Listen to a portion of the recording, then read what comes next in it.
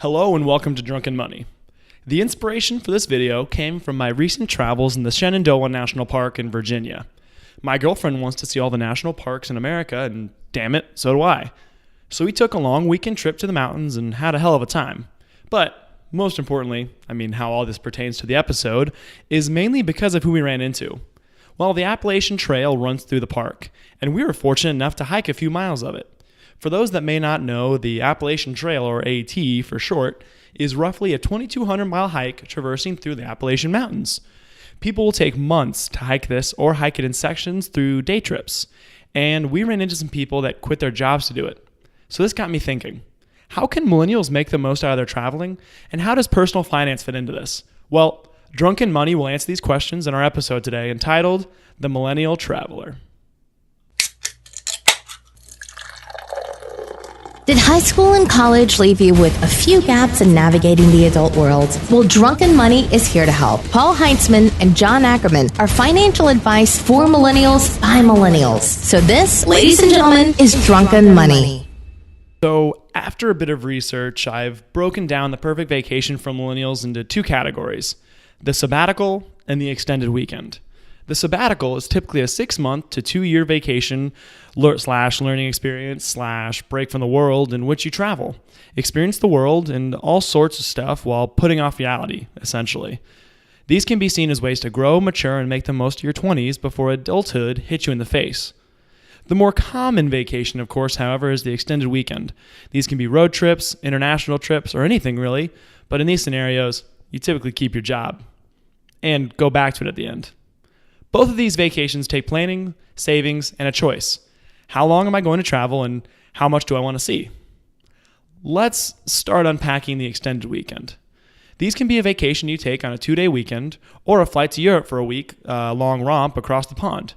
The most important fact is that you keep your job, get back to work at the end, and just use vacation time or paid time off to get it done, or sometimes sick days. Am I right? I'm fortunate enough at my work to get 15 days or 3 weeks vacation, and I use mine pretty wisely, blocking out all my vacation time starting out on January 1st. I like to typically have one big vacation a year, such as a beach week or a flight across the globe or the country, but then I put in a little bunch of small vacations, which can be long weekend road trips and staycations, like staying in Louisville or like the Shenandoah National Park, which only took a weekend.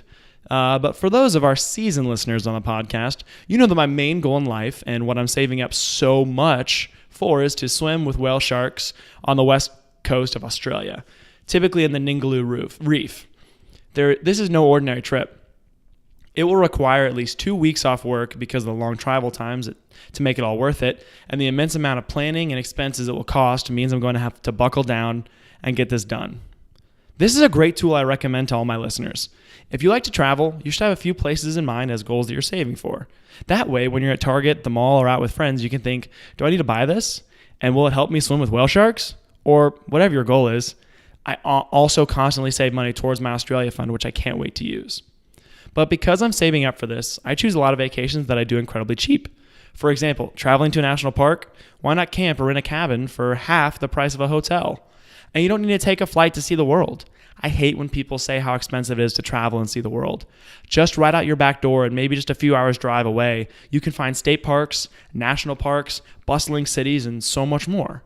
All you have to do is a bit of research and planning, and you can find your perfect trip for a fraction of the cost of a plane ticket. America is beautiful, so why not see as much of it as you can around you and save up for the big trips to see the world? So, up next is the sabbatical.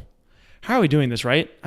I hate seeing people on Facebook that are friends that are traveling abroad, taking off work after college, or their work just allows them to travel that much. They can take extended trips, and in my circumstance, these people were doing the Appalachian Trail.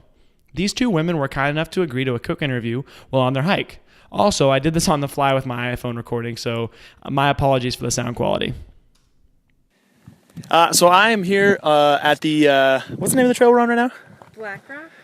Black Rock Summit Trail, and we ran into a couple people doing the Appalachian Trail. And now, how far are you guys into your trail right now? 890 miles about. And that's crazy. And how, again, so you guys have been doing this for 3 months. You said you guys have another 2 months left. What's your day job, and how did you end up being able to take off 5 months of your life to be able to do this? I was a kitchen manager at Whole Foods, and I saved up for about a year and a half and made it happen, quit my job, and came out here to do life. Any hints or tips or tricks you'd give to someone that wanted to save up that kind of money? Got to work your ass off. A lot of holidays I missed out on and all that kind of fun stuff, but, it was totally worth it to be homeless and have fun for 6 months. That's awesome. How about you? I was fortunate enough to work for Lululemon, which was rated one of the top 100 companies to work for by Forbes this year, and they're a super goal-oriented company. So I actually declared the first day that I was hired that I would hike the Appalachian Trail by October 15th, 2018, and I posted it on the wall at work. And my managers and my bosses helped me for 2 years to develop into that goal. So the company culture there really helped me, and again, saving, budgeting, a lot of financial planning went into it. I paid off all of my credit card debt before I came out here. Good call. Yeah, and worked 3 jobs, and yeah, that was it. Well, that's really cool. And you guys said you are drinking along this trip as well. There's a little bit of fun as well. Okay, good? Okay. Definitely some fun. Definitely some fun. Awesome. Well, again, thank you guys for stopping the interview. What are your names? My trail name is Yogi. Good. And where are you from? Connecticut. Connecticut. Awesome. And how about you? My trail name is Mary, and I'm from Oklahoma. That's awesome. Well, I'll be sure to give you guys a shout out on the show, and thank you guys for coming on Drunken Money. So Yogi and Mary were pretty awesome, and we also talked to them afterwards, and we gave them their real name. We actually have their real names of the shout outs in this Facebook post for this episode as well, if you want to get to know them. And these 2 women were a complete joy to talk to, and my girlfriend and I learned more about the Appalachian Trail than we ever could have hoped. But how did they do it? I mean, after we stopped recording, they admitted that in total, in the 5 months they spent on the trail, they'll spend $10,000, all of which they saved over years of working hard with that goal in mind. And that money covered food and, most importantly, their gear. But they did something that took a lot of courage. They took a sabbatical. Now, fortunately, both of these women left their job on good terms, so they could easily step back into those shoes when they get back. And most importantly, they now have a new view on life that allows them to see the world entirely differently. They've conquered the wilderness, they've braved nights alone, and they've walked over 2,200 miles. I mean, that takes guts, but most of all, it takes planning. These 2 women, along with the 1,000 others that are able to complete the Appalachian Trail, are able to set goals for themselves, save the necessary money, prepare for their travels, and conquer their goals. These same examples can be applied to any trip you're wanting to take.